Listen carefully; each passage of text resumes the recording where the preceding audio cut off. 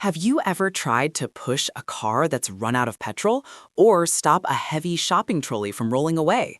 If so, you've battled one of the most fundamental rules of the universe, inertia. It's the simple idea that objects want to keep doing whatever they're already doing. If they're still, they want to stay still. If they're moving, they want to keep moving. Think of inertia as an object's laziness. The more mass something has, the lazier it is. A light tennis ball is easy to kick into motion, but a heavy medicine ball, it barely budges from the same kick. You need a much bigger, unbalanced force to overcome its inertia. It's the same reason a massive B-double truck on an Australian highway needs so much more power to get going than a small hatchback. To start something moving, you're not just fighting inertia, you're also fighting static friction, the force that sticks surfaces together, like a heavy box on a concrete floor.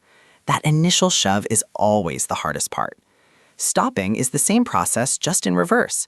You need a force, like the friction from your bike's brake pads, acting in the opposite direction.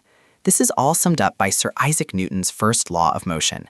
It explains why, if a driver slams on the brakes to avoid a kangaroo, your body lurches forward.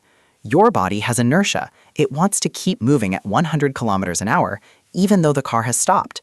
That's exactly why we have seatbelts, to provide the safe, unbalanced force that stops our bodies. This principle scales up dramatically. The Spirit of Tasmania ferry has so much inertia that its engines must be cut kilometers before it reaches the dock.